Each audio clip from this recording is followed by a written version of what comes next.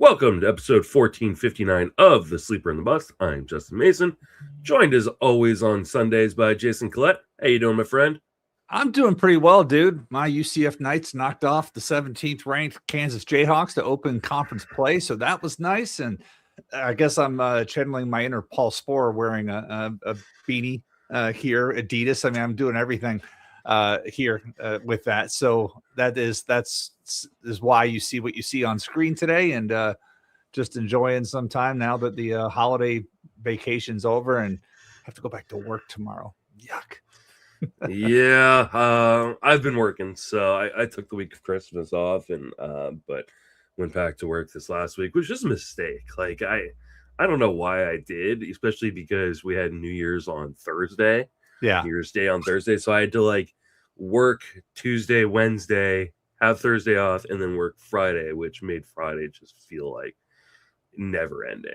I mean, well, to be clear, it's like I did work last week, but remember, I work in education adjacent business by day, and all of my customers were gone, and anybody that I needed to do anything with was also out. So I was here doing a lot of professional development and things like that, but it's like there were no interactions. That's the type of thing, and now everybody's back, and anything that was festering before the break is probably waiting for me tomorrow morning. So we'll see how that goes.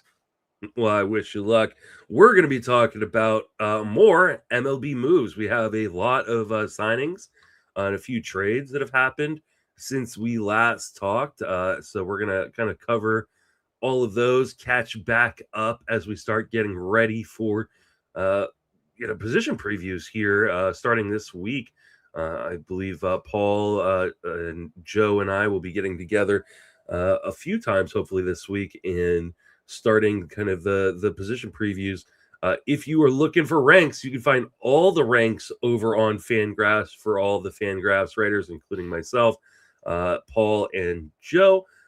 So we are going to jump right in. Paul DeYoung, hey, he's still in MLB. Well, MILB. He signed a minor league deal with the Yankees. Do you think he's going to have any shot of actually making this opening day roster? No, I don't, but I put him on there because I know you love him. So it happened right before the show. And I mean, the fact that he has been taken in exactly one draft champions draft and he was ADP is 749 tells me that I think you did a draft champions because he was taken by one person. I did not. I did a gladiator. So I will say this, like, there is an outside chance he could make the roster because Anthony Volpe is likely going to miss the start of the season with shoulder surgery. That's true. They will have, unless they make another signing, which is obviously always possible, they'll have Jose Caballero as their starting shortstop. So if you're looking for a guy going really cheap in drafts, Jose Caballero, I mean, stole 49 bases in like 300 something plate appearances last year. Is now going to be the opening day shortstop for the Yankees.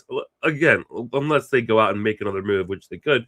But there's been talk that they might trade Jazz Chisholm. If they trade Jazz Chisholm, then there's a chance Paul DeYoung's on this roster to start the year. Yeah, I mean, the other thing with Caballero, don't forget, he's the two-time defending AL stolen base champion. Yeah. Right? And the trade from Tampa Bay to New York did not slow him down. He ran just as often, if not more often, under Aaron Boone than he was running under Kevin Cash. So I'm actually kind of excited about Jose Caballero. He is in the AL East bold prediction installment that I'm wrapping up today. That'll be published Monday or Tuesday over at RotoWire. But he's there. My bold prediction is he wins the AL stolen base title for a third consecutive season. It wouldn't surprise me. After he got to New York, he only had 95 plate appearances after August 1st because he's not a full-time player, but 15 stolen bases in that time. So, yeah, definitely going to be a lot of opportunities for Caballero to start the year with Anthony Volpe on starting the year on the IL. Like I said, that could always change. They could go out and sign someone. You know, there have been reports of them being connected to Bo Bichette. I don't think they're going to. Scott Boras generated John Heyman reposted quotes about that. I mean, look at the last one. It was ridiculous. The Cubs, the Yankees, the Red Sox. It's like all the big market teams are interested in, like, of course. It's like if an agent could have written something to share out by by a air quotes journalist, that could have been better written. So it's like, to me, it's like, please sign my guy. I need to get him somewhere. And Toronto is quickly running out of money, you would imagine, but wow. Yeah, I would imagine. We'll get to that here in a little bit. Let's start with another AL East team and talk about the Willson Contreras trade. Gets moved to from St. Louis to Boston in a deal that sends Hunter Dobbins to the Cardinals. What are your thoughts on Willson Contreras being in Boston? I love the fit for him and the lineup. It's a big, when you look at team context, going from what St. Louis is going to be this year to what Boston to be. That's a nice upgrade for Contreras. The park will be nice for him.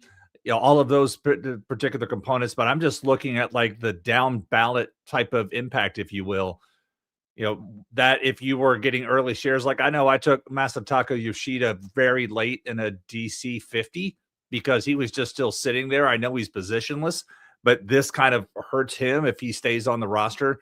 And just where this is going to play overall with Boston. But I really like this from a team context upgrade for Contreras and moving him up to where I had him, where I was looking at him a few weeks ago before this deal. I now look at him in a better light. Yeah, this is an interesting deal. I mean, I like it for Boston. I love it for Contreras. Gets them away from what is quickly turning into a dumpster fire in St. Louis. But I don't know that this was their biggest need necessarily. And I think it is really, really weird that at this point they still have not traded an outfielder. Correct. They still have Cedane Rafaela, Jaron Duran, Roman Anthony, Wilyer Abreu, and like I said, Yoshida on the bench. I still feel like there has to be another move or you got to assume Contreras he's probably not catching at all. No, he's not. Those days completely over. Yeah. Is he emergency catcher? Because you could kind of make hey, that would kind of work with that situation. But what are they going to do when Tristan Casas comes back from his knee injury? They've already said he's going to be going to AAA. That's crazy. They should be trading him. And all the smoke around possibly trading Jaron Duran, it's like at some point you're out of dance partners, unless you want to do something with Detroit, and Detroit figures they can't re-sign Skubal, and they try to do something. I don't know, like they're almost out of dance partners with what they could do with their outfielders. Well, in the moving of Hunter Dobbins signals are they done with their rotation building for the year? Right now, roster resource has Peyton Tolley and Conley Early in AAA to start the season, as well as Johan Oviedo, who they traded for, and Kyle Harrison, who they traded for during the season last year. So they have 9 guys. That's the thing. I mean, honestly, it feels like they're kind of done because they literally have 9 usable starting pitchers. And you can always say that you can never have enough starting pitching, and that's absolutely true. But I will continue to buy shares of Connolly Early right now if roster resources are going to put him down in AAA. Still a believer in you look at this rotation, I could make a point that he's the 3rd best guy in this rotation, even though he's scheduled. I think you make the argument for a lot of guys as the 3rd best guy in this rotation. I mean, I don't know what they expect to get from Patrick Sandoval, what they expect to get from Cutter Crawford. Brian Bayo has been up and down as a starter in his career, but he's got the contract, so I think he's guaranteed kind of that spot. Sandoval's out of options, so it's not like they can send him down if he is healthy and ready to go at the start of the year. I just don't see him as a good fit in that ballpark. It's like Crochet can blow things by somebody. And Patrick Sandoval's not a good fit in any ballpark. Let's be honest. That one in particular is really concerning, but it's like they signed him to a 2-year deal when they did sign him, knowing he was going to be out year 1. So they clearly had a plan there. And maybe they put Cutter Crawford back in the bullpen and let him go from there. But Crawford made some nice strides before his injury as well. I mean, it's a good roster. They certainly have some depth. And I was looking at something earlier, the projected WAR was, and Boston's currently 9th with 42.9 WAR. This is from TJ Stats on Blue Sky, and they're 9th with 21.8 batting WAR and 21 pitching WAR projected which is one of the better pitching. Only the Dodgers have a better projected pitching WAR than, the Dodgers, and yeah, that's it. Just the Dodgers have a better projected pitching WAR than Boston does this year.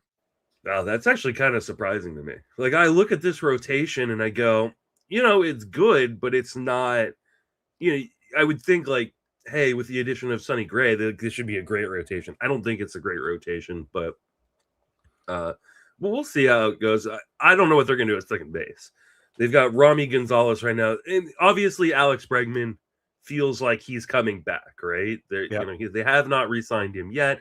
He opted out, but it just feels like he is kind of destined to end up back in Boston. You can put Marcel Mayer over to second base, and then this lineup looks even better than it already does. I'm going to quote my inner Alex Chamberlain: "Do not sleep on Romy Gonzalez."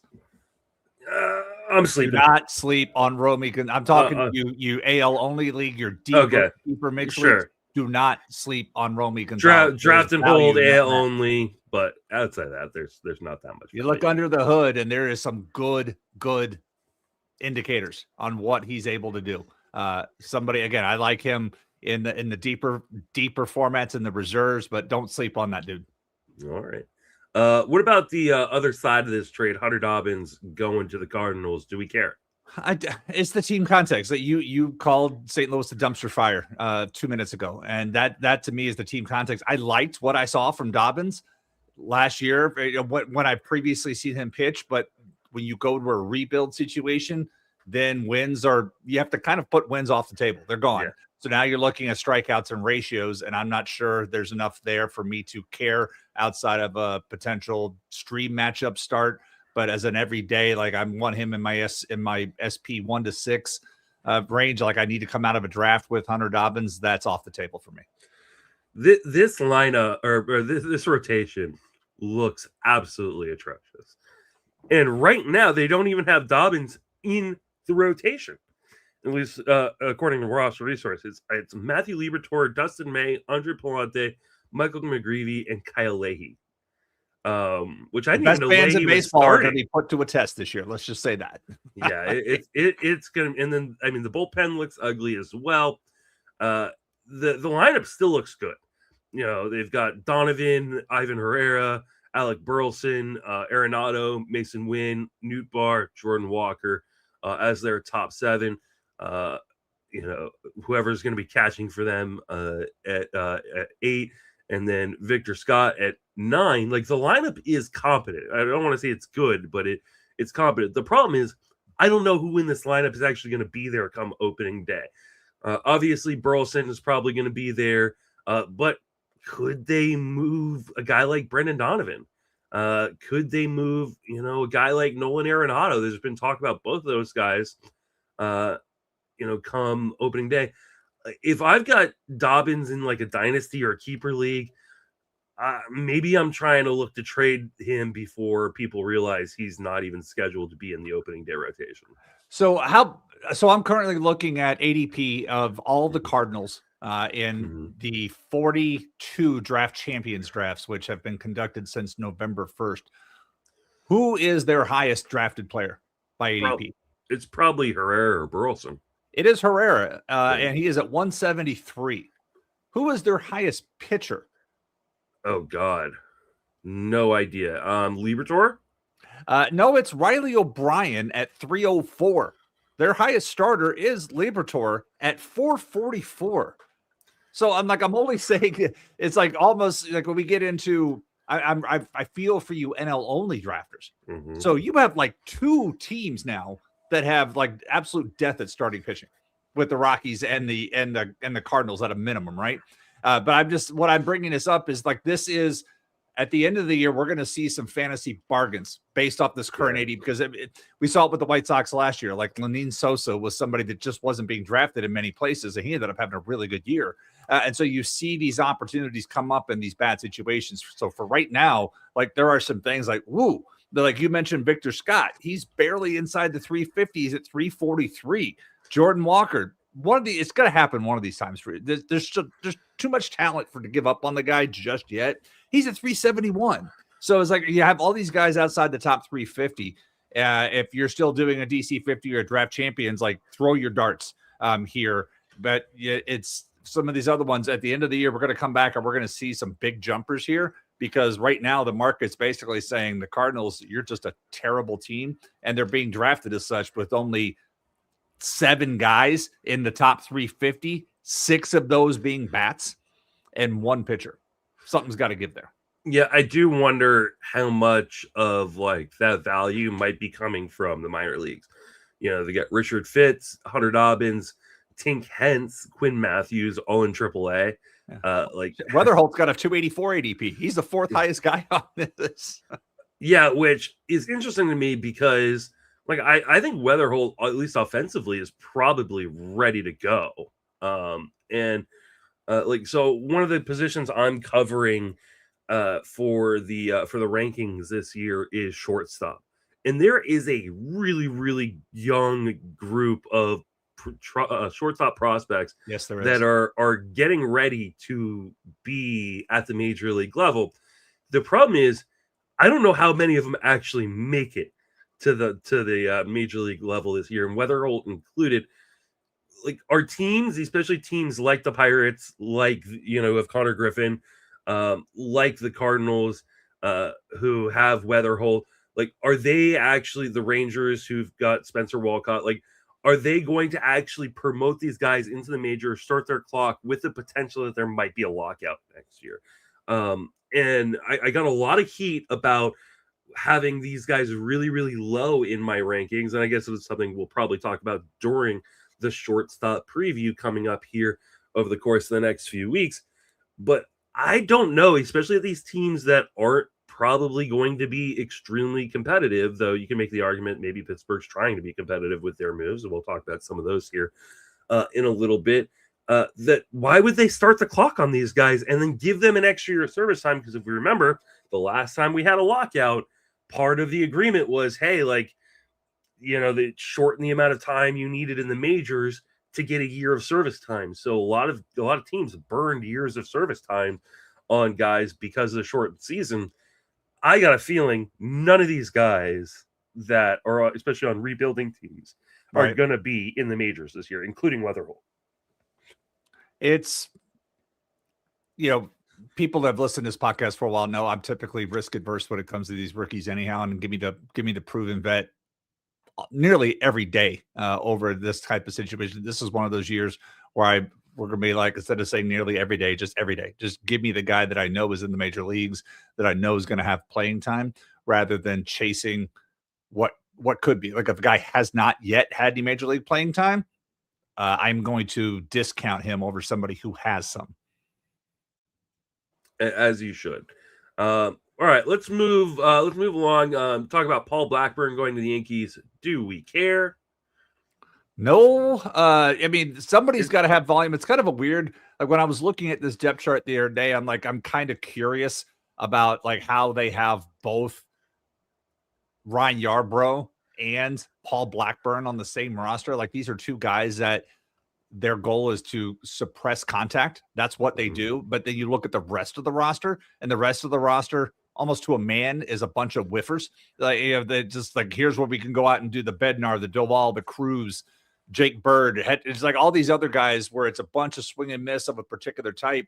And then you have Yarbrough and you have Paul Blackburn. It's just the exact opposite, just a bunch of guys that can volume. So perhaps it's like, okay, we're hoping Garrett Cole is back on X date. And if Ryan Yarbrough completely flops, then at least gives us Paul Blackburn type of option, the situation. But I think this is just keep warm bodies until Garrett Cole's ready to come back.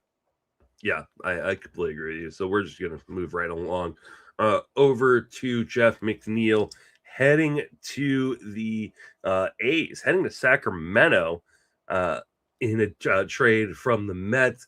The Mets just clearing out kind of some older favorites of their organization to make room for younger guys, apparently, because they're not signing anybody either. It doesn't seem like, though obviously still plenty of time.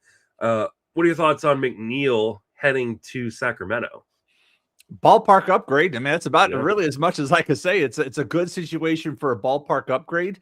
and the fact that he should have regular playing time at second base. Whatever his defense is, it is, but he should have an upgrade from what he was looked at as with the Mets because of the ballpark and the guaranteed playing time. Because when I'm looking at this, Darryl Hernandez is not going to cut into his playing time.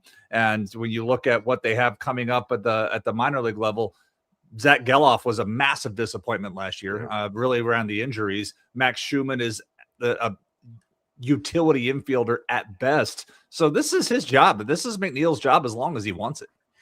Yeah, I mean, I think what this does is what you're saying. It gives him volume. We're not going to have to worry. As long as he's healthy, we're not going to have to worry about like playing time issues, which, seem to pop up at times there in New York as they were trying to compete for a playoff spot.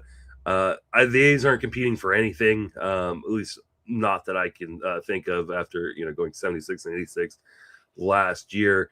And it is a massive park upgrade. We saw guys get a big boost from that park. So, could we see, Jeff McNeil, challenge for 20 home runs for the first time since 2019? Potentially. I think there's a decent shot. We know that he has had the ability to make a lot of contact in the past, and he still does make a lot of contact. The question is, will it fall for hits? Because it hasn't done that quite as much over the course of the last few seasons. But I could see maybe like a 18-5 season, like a 270 batting average in Sacramento with the addition of that park and the extra playing time. I think he's a good DC guy, and he's dual eligible in the outfield and at second base. We love those infield outfield guys. 15 team deeper league kind of reserve pick. I'm fine with Jeff McNeil. Yeah, and I was just looking, he's projected to hit fifth in the Athletics lineup based off what Jason has roster resource. And that's mainly where he hit last year with the Mets. I was just looking at a splits. He was hitting fifth or sixth. So I was wondering if we could also throw in a little bit of a lineup spot upgrade, but this is essentially a lateral move from there. But again, the ballpark and the playing time, he should not be losing playing time to what's behind him on the depth chart. He is also on the final year of this deal as well. Yeah. So there's a chance that he's also dealt by the trade deadline too. Yeah, very, very true. All right, let's go and talk about those Pittsburgh Pirates who have made some moves. Like we have trashed them for years with kind of this really interesting young core of former top prospects, some really great pitching. Like all you need to do is make some moves, Pittsburgh, and you could be a playoff team in this division where it feels like nobody really wants to make a lot of moves. They have, right? We talked last episode that we were together about the Brandon Lau trade. We both liked that for Pittsburgh. This week, they add in Ryan O'Hearn on a 2-year deal. He's going to be kind of their everyday DH, maybe play a little bit of first. Doesn't seem like he's going to need to go out into the outfield much at all anymore. How do you like Ryan O'Hearn going to be hitting cleanup in Pittsburgh? I know that he was already in San Diego, but I am so glad that Ray's killing pain in the ass is out of the AL East and it's not coming back because, good Lord, the guy was it was just not human. Every time he was watching a game, he comes up, he would just absolutely murder Ray's pitching. And it drove me nuts. But this is him in the middle, obviously team context, this helps a lot. I don't necessarily believe that this was the right move for Pittsburgh. I was all aboard. I was all on board with them doing a homecoming with Josh Bell, who I like more than Ryan O'Hearn. Even with Josh Bell going to Minnesota, I thought a homecoming would have been a perfect fit here for that. But Ryan O'Hearn is, he's usable in a strong side platoon situation. I know roster resource doesn't have him in a platoon situation, but I'm not sure Ryan O'Hearn is an everyday type of guy. But it's a good fit for him in this situation, and he should be able to hit well in the NL Central with the imbalanced schedule and then everywhere else. So yeah, it's a good fit. And for what was available on the open market and we're at landing spot, this is a good one for him. I just don't, I felt that Pittsburgh could have done a little better. And at the end of the day, yeah, they're trying, but there was areas for opportunity in their efforts to try. And giving $29 million over 2 years to somebody like this. I don't, non-fantasy perspective, I didn't feel like this was one of their better offseason moves. Yeah, it's a really interesting one because right now, Jason over Ross Resource has him penciled in as an everyday player. And I think the Pirates are looking at O'Hearn as an everyday player for right now, at least, right? Because he did hit 278 versus left-handed pitching last year. Now, that was obviously propped up by a 358 BABIP, which is probably not going to happen again. He's a career 217 hitter versus left-handed pitching is Ryan O'Hearn with a career 283 BABIP. So we got to expect that he's probably coming back down to earth, maybe not all the way back down to 217 as versus lefties, but Ryan O'Hearn has, I think, proven, or at least not proven yet, that he can hit lefties. I don't want to say he's proven he can't hit, but I don't think he has proven he can yet.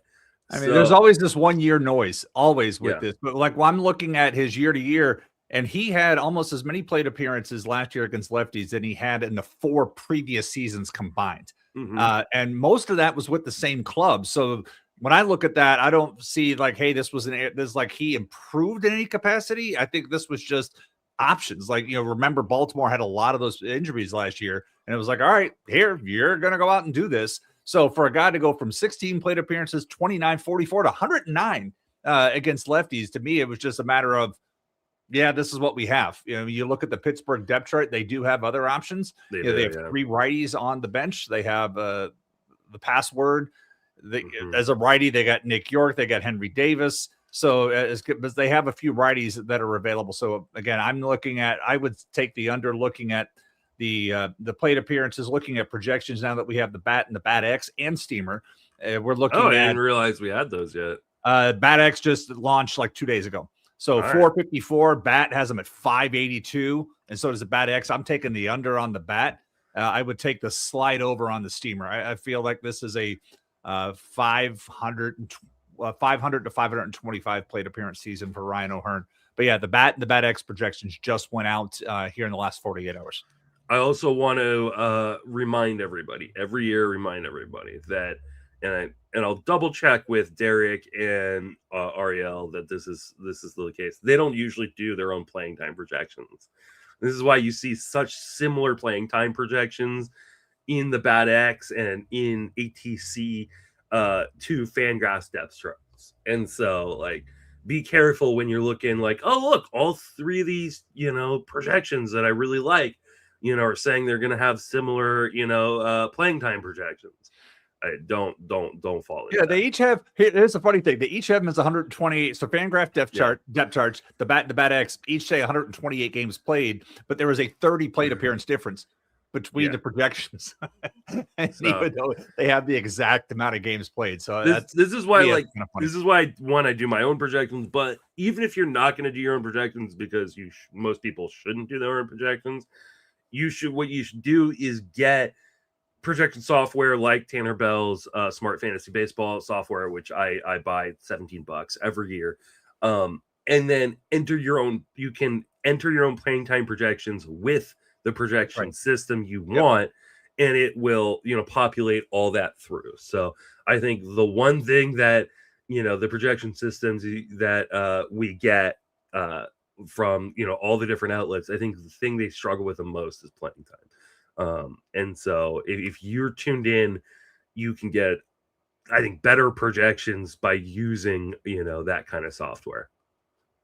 Yep. All right, let's keep it rolling. We got Pete Fairbanks to the Marlins. I was surprised by this one. I did not expect that if the Marlins went out and made a move, that it was going to be for a closer.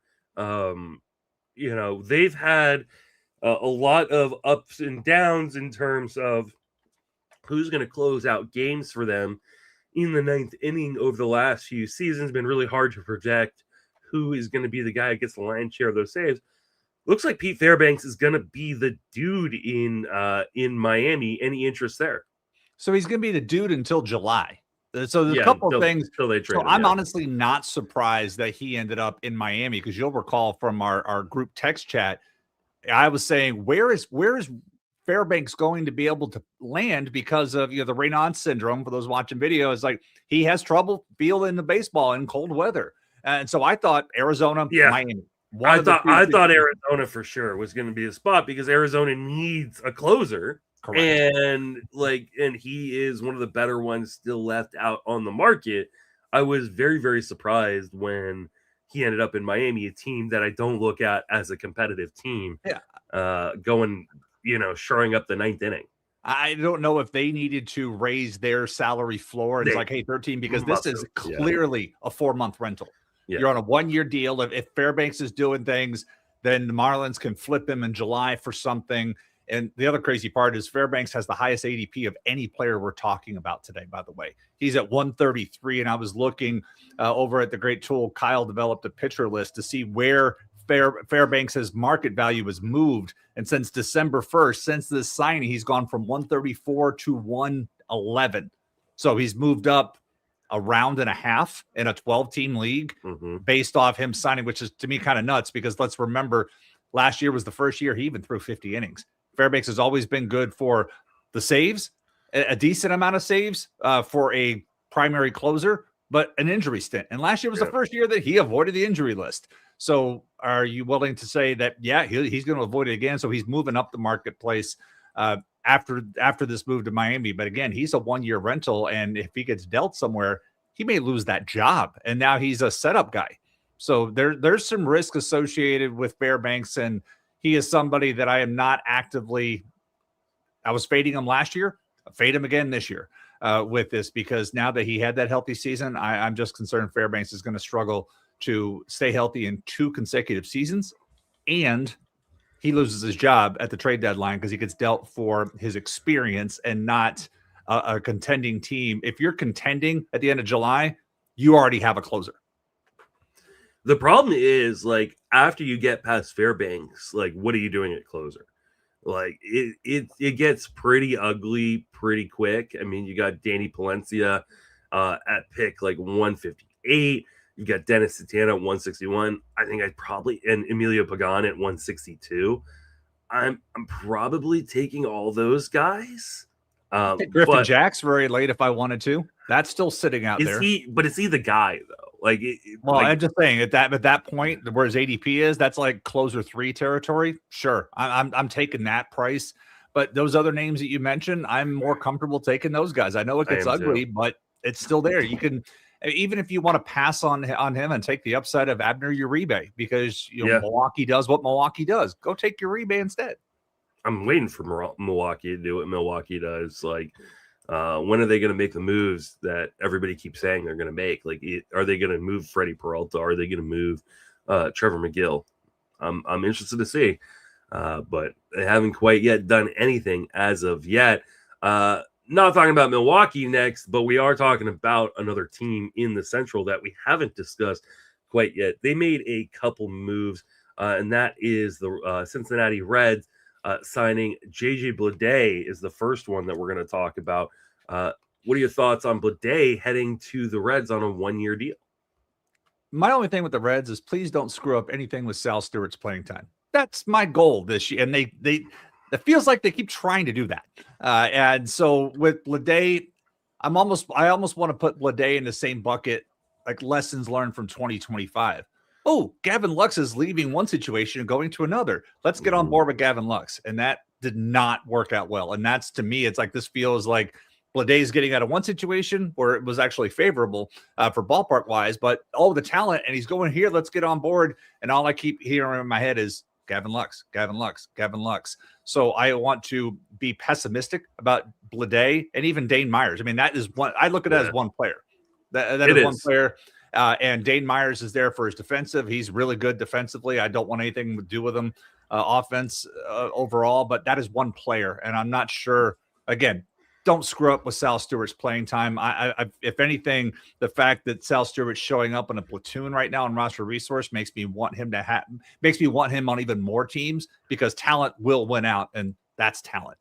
Yeah, I mean they added Bleday and Dane Myers within a few days of each other, and like I said, that is one player. They're going to have a strict platoon out in left field between those two, but they also have Will Benson still on this team. They've got Gavin Lux still on this team. Like this is going to be a tough road for Sal Stewart. And I know you're a truther of his. A bunch of other people are truthers of his. And I do want to say, like, at the end of the day, he's probably the better talent out of a lot of those guys we just mentioned, if not all those guys we just mentioned. But they've got Spencer Steer, who is clearly, ticketed for first base. I just don't know where the playing time comes from Sal Stewart. Now, we get rid of Gavin Lux. That's what you do. They're not going to, though. They've got him under control. Here's the thing. Every year we say something like this about Cincinnati at this time, like, oh, this is a loaded offense. There isn't room. And by the time we get to opening day, something works out. Like somebody, one or two or three guys get hurt. And all of a sudden, the guys we were worried about getting playing time are getting playing time. So if you're a Sal Stewart believer, don't let this dissuade you. I mean, I'm looking back at their outfield depth chart last year. I mean, this is clearly, we lost Austin Hayes. We lost Jake Fraley. We need a righty and lefty bat to come back. And this is the decision they made to replace those two. Another team, though, that like, hey, they've got such an interesting young core of players. You look at this rotation and they've got all their guys are under 30, all really, really interesting. Or really talented in their own right. All they need to do is add some offense. And like, hey, this team goes from being really interesting to potential powerhouse in the Central. Right. And their big moves are JJ Bleday and Dane Myers. Like that's criminal. Like, at least, it's like Pittsburgh and Cincinnati, similar budget, similar market size, similar critiques of how both have approached. Yeah. And I would say at least, Pittsburgh's showing that, like, within the constraints that we have put on ourselves, we're trying. Yeah. But I mean, and I can't say that about Cincinnati. How would this team look if they added Kyle Tucker? Right. Like it's just one move. One move changes the entire look of an organization. Even on a 1-year pillow. I mean, even if it was a 1-year pillow deal, well, Tucker would never take. Yeah, Tucker's never. Right. It's just like that. Here's $35 million for 1 year. Come in and just put up massive numbers. Yeah. At least put it out there for Bellinger to just, hey, here. But I'm hitting this give great them a long-term deal. Like, everybody talks about, oh, well, the small market teams can't compete. There's no such thing as a small market team. Like one of these, like San Diego was the quote unquote small market team that could never compete with, those huge free agents until they made the massive, Hosmer and then Machado signings, right? Like every team can afford to go out and get one of these massive dudes. You look at this bullpen and you're like, oh man, they could have been in on a Rossiel Iglesias or, Robert Suarez or like, I just don't understand like a team like this that seems ready to take the next step and has seemingly been ready to take the next step for the last few years, not doing anything of note this offseason. Yep. All right. Let's talk about an old friend. We don't usually talk about the guys going back to locations, but Zach Eflin is going back to Baltimore. He had off-season back surgery, or maybe it was actually in the season. No, it was off-season. Oh, okay. But he's expected to throw a bullpen session this week. They signed him to a deal to come back. No team knows him better than the Baltimore Orioles. What are your thoughts on Zach Eflin returning to Baltimore? So Zach Eflin was actually a former UCF commit for baseball, and then the Padres drafted him high and stole him. And that's the thing, it's the back. I mean, you remember last year he just pitched terribly. And you can understand as a tall guy dealing with back issues, if you're not 100%, we've said it on this podcast so many times, if there's something wrong with your core as a power hitter, you're done.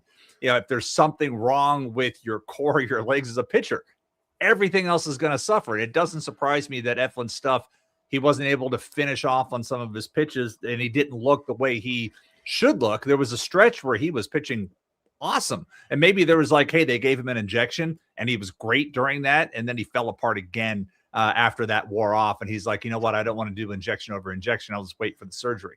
We don't know. But, what concerns me about Baltimore is the division just going to be a beast. I mentioned the projected WAR totals. You look at Toronto, 28, their batting WAR, 28. The Yankees, 30.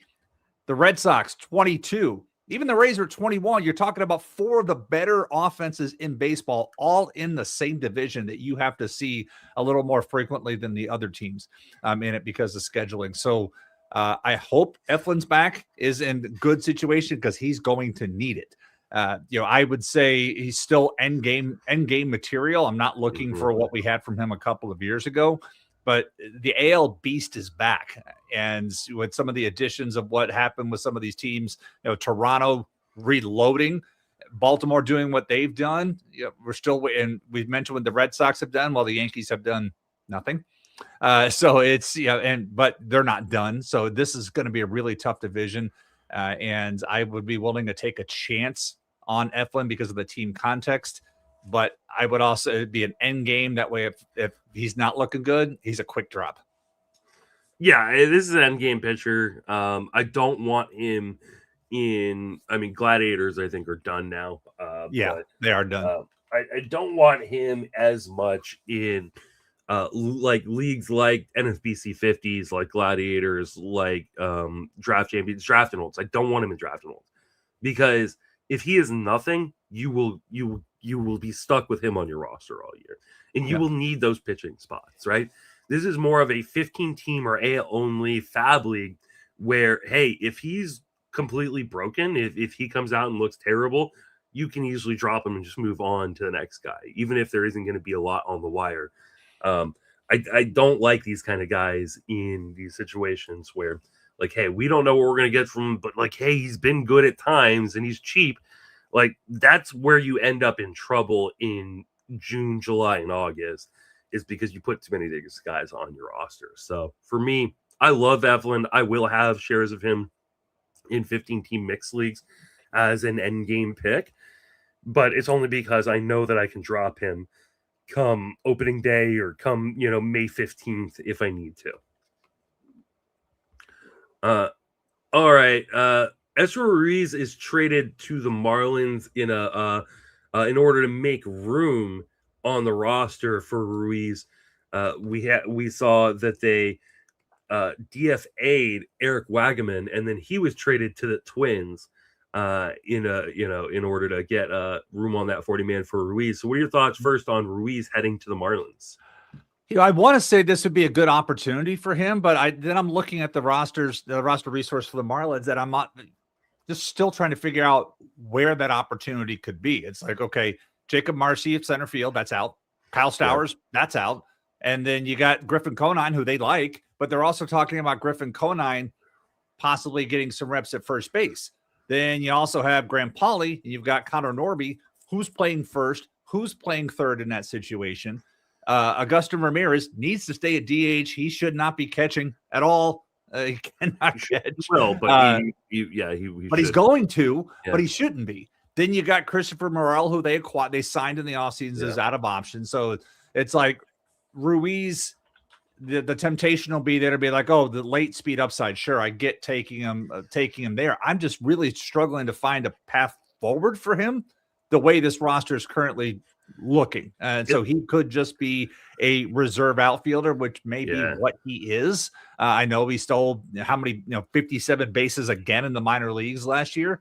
As he is, looking at the number, he had 67 the last time we saw him in the majors, and he's had 57 each of the past 2 seasons down in the minor leagues. As he's been, 62 stolen bases, and 62 last year. He was 63 of 74 overall between AAA and then the handful of at bats that he had at the major league level last year. So, it's tough to pass on that if you're still doing 50-round drafts. And only folks are absolutely going to be taking this shot. but I maybe he's the NL version of Dairon Blanco type of situation. I just don't know how many bats he's going to get. He may have a chance to use his legs, but this Marlins roster is fluid. Yeah, I'll say that. More of a free agent guy than maybe you draft him and you cut him immediately so he's still available. You can NL only pick him up. Yeah, NL only kind of dude. I mean, right now we have him projected on roster resource Ruiz to be a short side platoon bat. Sharing time with Griffin Conine, probably out in right field. That seems right. Here's the thing: he could ostensibly win the stolen base title in the National League. He's not going to because Ellie De La Cruz exists in this world. But if you just look at you just add up all his plate appearances at the major league level, he has 621 plate appearances. So that is pretty much a full season worth of full-time playing time. 77 stolen bases in his career in those 621 plate appearances.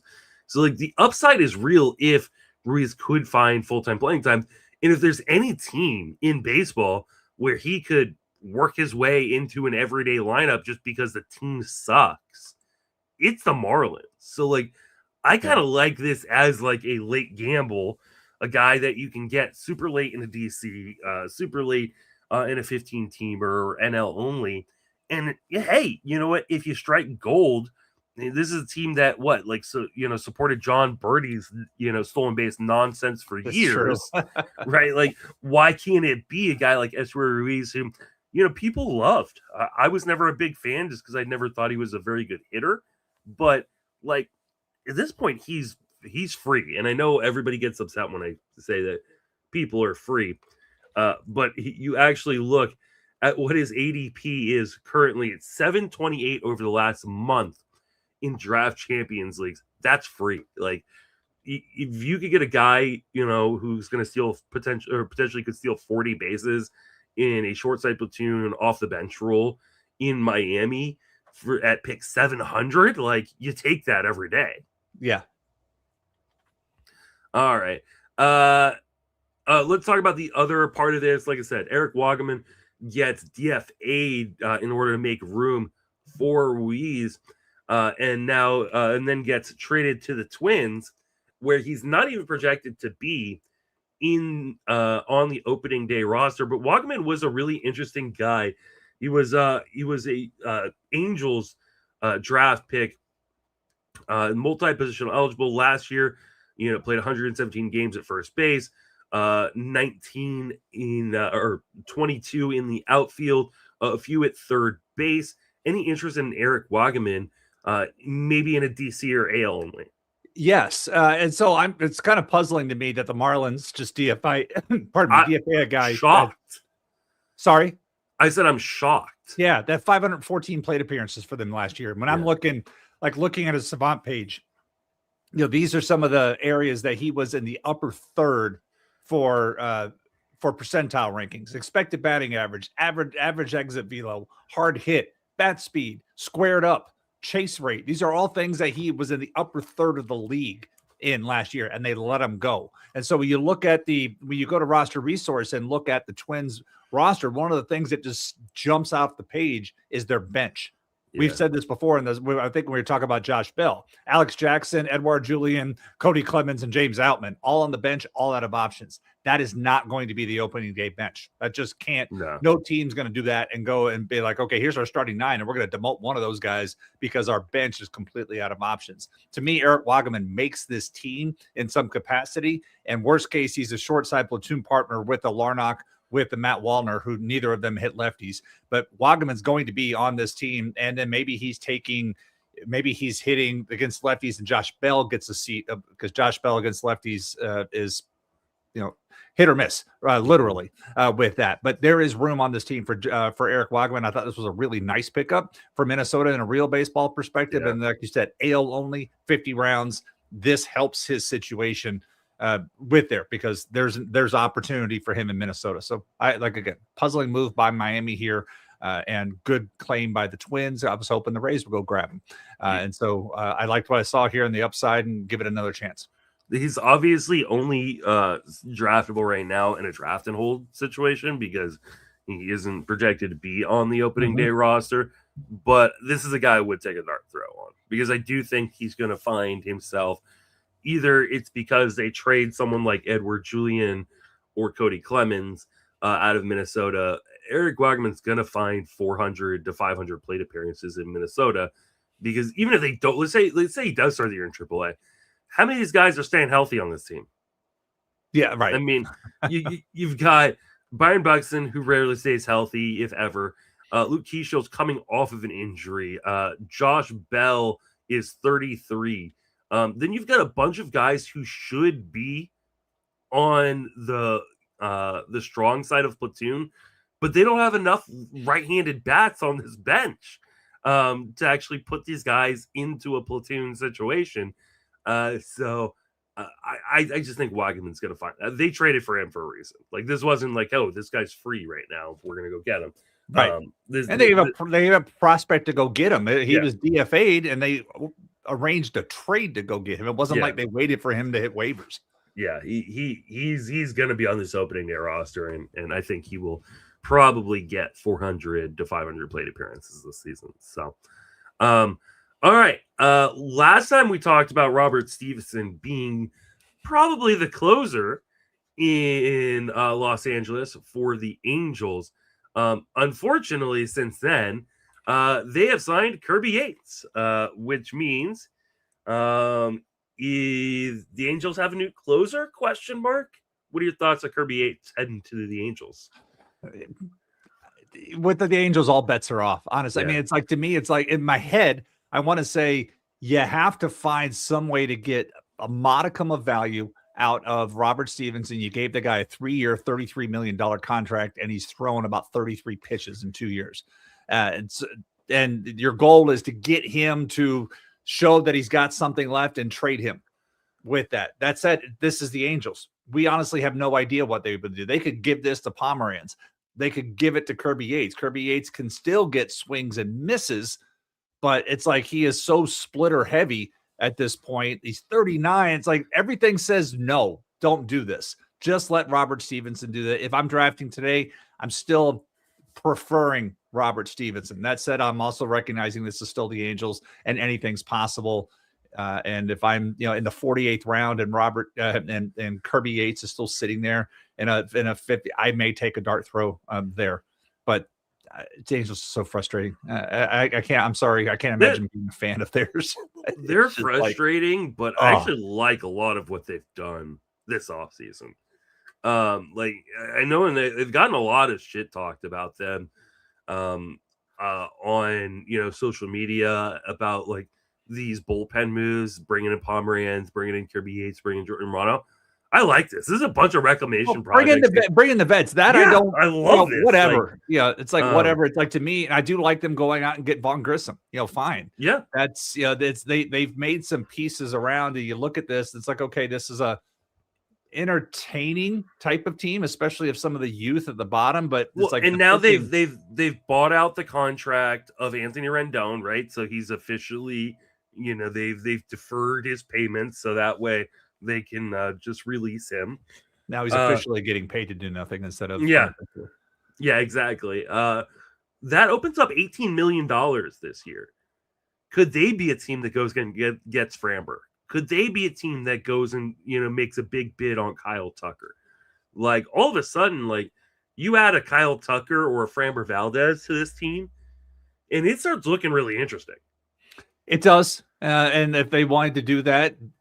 And then the AL West, obviously Seattle's still the best position team, but it's not like that division is like slam dunk case. Yeah. And they could, with the right addition, make some things, but saying right addition and the Angels in the same sentence they need to, is rarely said.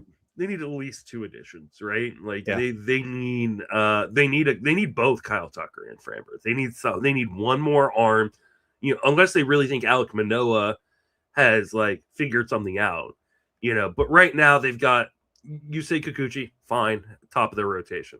I would prefer a Framber at the top of that rotation and Kikuchi as your number 2. Mm-hmm. But after Kikuchi, it's Jose Soriano, who has never turned into what many of us in the industry have hoped he's going to. Reed Detmers, who I still can't believe they're putting him back into the rotation. I can't either. Like, just keep him in the bullpen where he can be electric in short stints. Grayson Rodriguez, I love that trade for them. And if the reports that have been coming out and the talks that have been coming out are true, like, that may be one of the like fleeces of the last decade in a trade. If he can turn back into being like kind of who he was prior to the injuries. And then Alek Manoah, like, I just don't understand this rotation at all. No, what's going to happen? Like, they're going to go out and do what we were talking a few weeks ago when we were looking at the as we transition over to the Astros, where we're like, they need a lefty. Go get Jose Quintana. Jose Quintana is going to end up with the Angels. Yeah, I mean, Quintana would make a lot of sense. Like, if they don't want to go spend the money on a Framber Valdez, like, especially considering he's 32, like, yeah, like, a Chris Bassett makes sense. Yeah, it does. A Lucas Giolito makes sense, right? Like, I take either of those guys over Alek Manoah as my fifth starter. I can't believe they're considering entering the season with this rotation. But maybe they just want to say, like, hey, like, we're just going to waste a couple more years of Mike Trout before we trade him. Like, it just seems ridiculous to me, but whatever. Hey, let's talk about an old friend. A guy that I don't want to give up on, but I probably should at this point. And that's Jarred Kelenic signing a minor league deal with the White Sox. Another one of these guys, he just has never turned into the guy we thought, or at least I thought, I'll just say because I was a big Kelenic fan, thought would turn into. It's a minor league deal, but if there's any team that you could sign a minor league deal with and then make that opening day roster, hey, there's a chance with the White Sox. So they don't have a lot of guys with options on the bench right now. What are your thoughts on Jarred Kelenic heading to Chicago? Yeah, they have 0 guys on the bench with options, but Kelenic's out of options as well. So it's like he's right there in that same group. So he has to make that team out of camp. And, you could say, okay, maybe he's got a shot to do that over Derek Hill. Yeah. Right. And then, or if he can find his way in there to outplay Brooks Baldwin. Mm-hmm. But we saw this last year. Kelenic came up and had like a good week, I think, had a couple of, and then it was done. So I have no interest in this situation. The White Sox, quite honestly, unless, just need a warm body in camp, I don't get this one because they made good progress last year, 24 wins over the previous season. And they brought that youth and they went out and got Murakami. Like, they're trying to do things. They have youth. And they're a fun team to watch. They have nobody on this roster. I'm sorry, Benintendi, the only guy over the age of 30. And I wonder if they move Benintendi. Like, is Benintendi, like, he's got 2 years left on this deal. You're gonna have to send some cash. Yeah, sure, why not? Yeah, like, now as far as Kelenic goes, like, there's no reason to believe that he's gonna turn into anything at this point in his career. This profile has not changed. There's still power in this bat, but he strikes out way too much. He does not make enough contact. I just don't know that he's going to turn into anything. I just wanted to mention him because he's my dude. And, I'm going to continue to mention him, mention my guys. We're going to talk about another one of my guys signing with my team. And that is Tyler Mahle heading out to San Francisco to kind of, I'm guessing, finish out their rotation. What are your thoughts on Mahle heading to San Francisco? Yeah, I loved it. I loved it for you. I loved it for the Giants. The fact that, like, it's not that, I mean, Texas obviously played as a pitcher's park, but this is a good fit for Tyler Mahle. I'm not looking for a return to the halcyon days of 2021, but I am looking for him to, like, looking through the numbers and somewhere he's going to pitch around a 380 to 420 ERA type of situation, and get you enough strikeouts. The team context probably is a lateral move, so maybe he can get you 8 to 10 wins. But I do love the fit of all the open opportunities. Like, I love him going here instead of going to Cal. If he went to Anaheim and rounded out that Angels rotation, this is a better landing place for him. For all the people who are like, oh, if Framber fits in San Francisco, Framber would be a really nice fit. And I want to remind you what I said when I heard those things is San Francisco doesn't sign pitchers. Like they don't sign, the big name free agent pitchers. They just refuse to do it. They would not give an extension to Carlos Rodon. They wouldn't give an extension to Kevin Gausman. They don't want to be tied into pitching long term outside of Logan Webb. And so I knew it was going to be something like this. I kind of love this deal again because it is a 1-year deal. No such thing as a bad 1-year deal. And Mahle, when healthy, is a really, really good pitcher. And San Francisco has done a good job with these kind of reclamation projects, giving guys 1-year deals and turning them into really, really interesting pitchers. And so Mahle was fantastic in his 86 and 2/3 innings last year with the Rangers. I assume, the Giants have done their due diligence with the medicals and feel pretty comfortable. But I mean, you're talking about a guy, I think he got 13 million or something like that, maybe 11 or 13 million. Like that's nothing. It's a fantastic guy for the back end of their rotation, really makes their rotation look formidable with Logan Webb, Robbie Ray, Mahle, now Adrian Hauser too, another one of those additions, and Landon Roop as their fifth. I don't know what the Giants are going to do rest of the way this offseason. I got a feeling like this is the team that they're looking to start the season with, which is a little bit disappointing from an offensive perspective. They need a second baseman.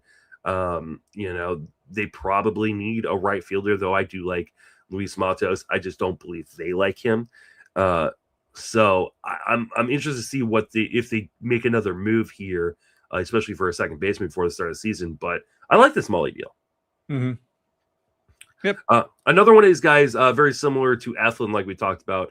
I'm looking for him as an end game pick in a 15-team league. Agreed. Agreed. All right. Let's talk about some of the international signings that we finally got, because like we mentioned, hey, at least those guys are on a deadline in terms of when they have to actually sign. We'll start with Tatsuya Imai. And I know I butchered his first name right there. Signing with the Astros on a really kind of a much smaller deal than I think a lot of people expected Imai to sign for. He signs for 3 years. There's opt-outs every year, so he can go back and hit the market. If he comes in and dominates, he's going to be back on the market next year. Perfect low-risk situation contract for the Astros. What are your thoughts on Imai heading Houston? Yeah, I'm not going to pretend to know. Like, go read it, what Eric Longenhagen and folks wrote about him once the signing happened. That was a really good piece that laid out all the risk. Like at one point, I think they said that the forecast, the contract, they were thinking like 5/100 was going to happen. Now they have all these opt-outs. And I was looking at ADP, and Imai is going, like, with all the risks that are the unknown, like he's going aggressively high. He is 68th pitcher overall. 157 ADP. It's like I'm looking at names of pitchers that I can get later. I can take Luis Castillo later. I can take Sandy Alcantara later. I can take Trevor Rogers, Ranger Suarez, Tanner Bybee. I can take Edward Cabrera, Shane Baz, Conley Early, who we talked about earlier, Andrew Abbott, Sasaki, Nola. There's a whole bunch of names after. Personally, want absolutely nothing to do with Imai at this market price. And like even in a DC 50 that I did, Imai went 123. I absolutely, if I miss out, I missed out. But I don't want anything, especially after reading what I saw in Eric's report. I could see more. Like the biggest point for me that he raises in the article was, can Imai go from pitching once a week to every 5 days? And that's always the big unknown with the adjustment, the pitching, the Japanese pitching schedule versus what the major leagues call for. So to me, there's too much risk to be paying this market price for Imai. And if I miss the sweetness of it, I'm fine with that, because I know I can make up for it in volume elsewhere. I do wonder if they will move to a 6-man rotation. I mean, they have currently 6 guys in AAA on the 40-man roster. Spencer Arrighetti, Jason Alexander, JP France, or some of those, Colton Gordon, some of those names that we've seen in the major leagues. Mm-hmm. So they've got a lot of depth. And I do wonder if, with the addition of Imai, if they decide to go to a six-man rotation, especially when you've got guys like Christian Javier and Lance McCullers who've had injury issues, right? Right. So I do kind of wonder that. One of the other things I kind of read about Imai is, you have to remember, like, Japanese pitchers, yes, they only pitch once a week, but they tend to throw more like pitches within games, because of that. And so he'll be a little bit taken care of there. I don't know what to expect of Imai either. I'm really looking forward to watching him in spring. I tend to stay away from a lot of these, Japanese pitchers when they first come over, and I probably will with Imai too. But I think this is a really great signing for Houston. I just really, really enjoyed, or not enjoyed, but I really thought it was a smart signing to get him, kind of cheaply. To get him for 3 years at worst, and at best, he, goes out there, shoves, and then he hits the open market, and there's no risk to the Astros. So, right. I like the move for the Astros. For Imai himself, like I said, I stay away from these guys for the most part anyway. So he won't be ending up on any of my teams unless he drops in drafts. Right. All right. Let's finish out with Kazuma Okamoto, who just signed with the Blue Jays.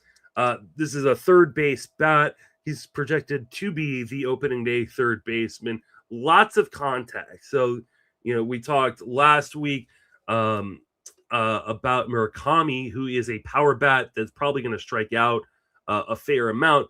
Okamoto is completely different. A very contact heavy profile, but probably not nearly as much power as a guy as like Murakami.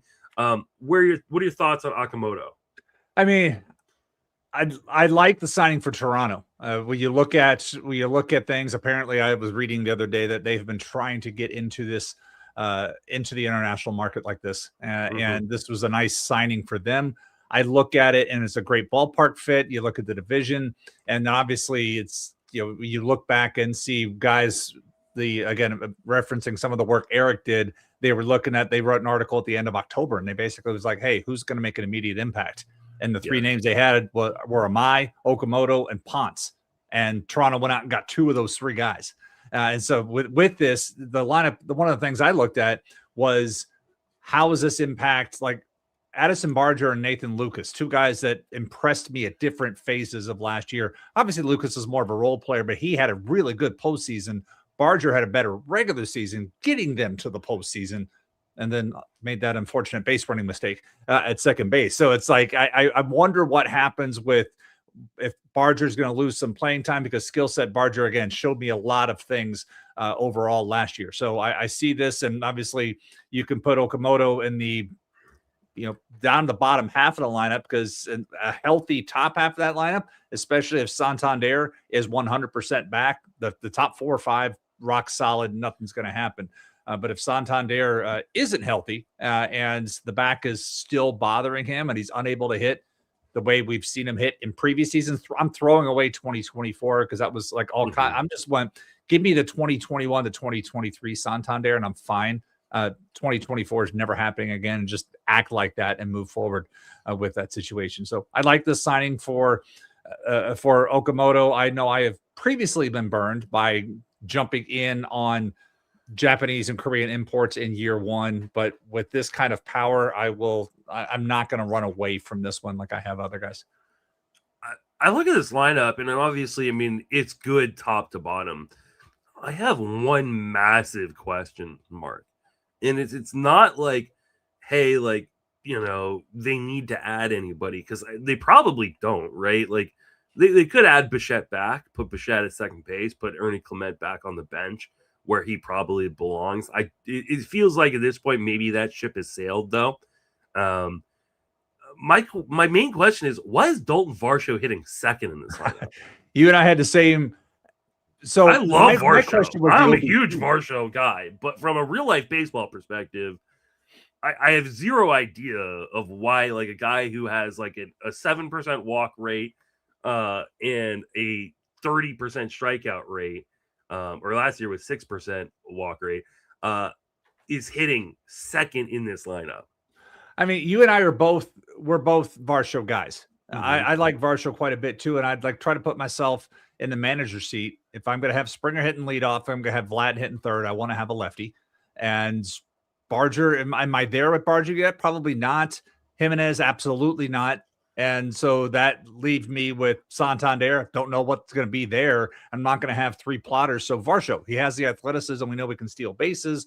We know he's got a disciplined approach at the plate. Maybe, he does work deep counts, and that's how you get the strikeouts type of situation. But based off what they have on this roster, I can see Varsho hitting second. It's because they don't have enough lefties. Like they just don't have the lefties. Correct. And I don't know if that's a situation they're going to be able to fix on the open market unless they try to, I don't know about Benintendi earlier. This would be a nice fit there.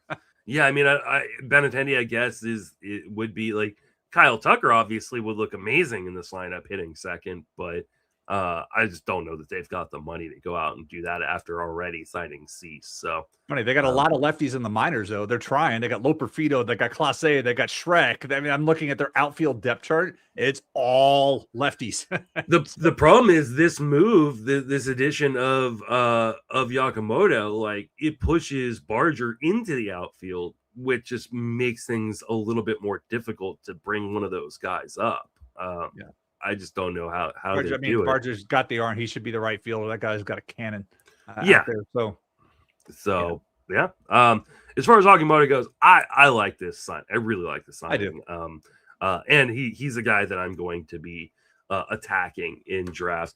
Obviously, he is gonna go up in drafts. He's currently at pick 332, but I think I would take him inside the top 300, especially if my team I'm constructing is looking for batting average. It's a high contact approach, high walk rate. I wish he was left-handed because he would be great in the 2-hole here, because he's good batting average, good walk rate. Like Okamoto is a really, really interesting bat here. I really like him for these deeper leagues where he could help your batting average late and not be a zero in power. Like, just because he doesn't have the power of Murakami, like, it doesn't mean he's not going to hit 15 to 20 home runs. I just think if you're expecting more than, high teens, low 20s homers from Okamoto, you're probably going to be disappointed. Yeah, I'm hoping, you look at some of the World Baseball Classic highlight, like, wow, I mean, there's a lot here, and you see the 41 home runs that he hit the one season. In Japan, it's just, I would set like low 20s home runs expectation and be comfortable there. And I haven't done his projection. I haven't done his projection yet, but my guess is I'm going to have him projected for like 21, 22 home runs, something like that. So I remember reading something where people were saying like this is the best hitter to come over from Japan since Matsui. And I look back at Matsui's rookie year, 2003, 16 home runs. Yeah, he drove in 106, scored 82, hit 287. And then the following year, monster year, 31 home runs, the only year that he hit 30 home runs. But I look at that this is the most established hitter, and the most established hitter came over and hit 16 home runs in a very friendly stadium his first year. That kind of sets the expectation for me. Yeah. If you're like me and you like zone contact, this is the guy. This is definitely a guy that you want to go. But if you're looking for power from your third base or corner infield spot, you're probably going to want to go a different direction. All right, that's going to wrap us up for this episode. Jason, want to remind everybody where you can reach on social media and plug anything you got going on? Yeah, find me at Blue Sky. Jason Collette at RotoWire. The Bold Prediction Series is underway. NL East was last week. AL East will be out here in the next 48 hours. I was on the Bench with Bubba podcast this past week, a few days ago, to do the Rays preview. So we had Rays Corner over there. Talked about the Rays for almost an hour. So if you haven't checked that out, and Bubba's doing team previews like Joe did the Blue Jays.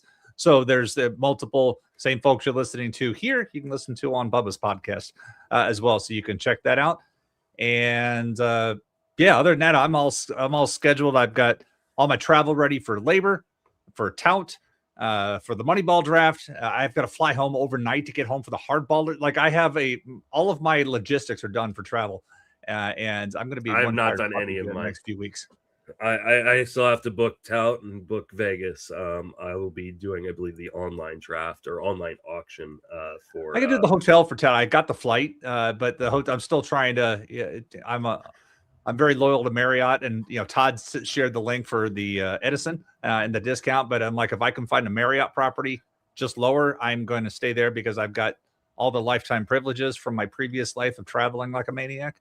So I'm trying to stay loyal there. But hotel is not the only thing I have left. But all the flights are covered. Yeah, I still gotta do all that. And then you're doing your bold predictions pieces, right? Yeah. The NL East is out. The AL East will come out, and so every week for the next few weeks, those will be coming out at RotoWire. And if you're not a subscriber, you can always use YouTube 15 to get a 15% discount on an annual MLB subscription. I think after that discount, it comes out to right about the same amount you pay to be a Fangraphs member. There's not a bundle price, unfortunately, guys. Sorry, I don't have those. But there is at least a 15% discount, or you can do or it gives you 10 days free to try it out. And if you don't like what you read from me and from Todd Zola and James Anderson's prospect work and everybody else, then you can just say, no, thanks. I don't want to continue. There you go. You can reach me on all social media platforms, Justin Mason FWFB, writing multiple times a week at Fangraphs. And I just got my writing schedule for Fantasy Pros for January. I think I've got 6 or 7 articles that'll be coming out over there. So definitely check that out. And I got this podcast, and the Friends of Fantasy Benefits podcast should be restarting here in the next week or two for the preseason. So catch me in all those places. For Jason, myself, thank you for listening. Have fantastic baseball off season. Thanks, guys.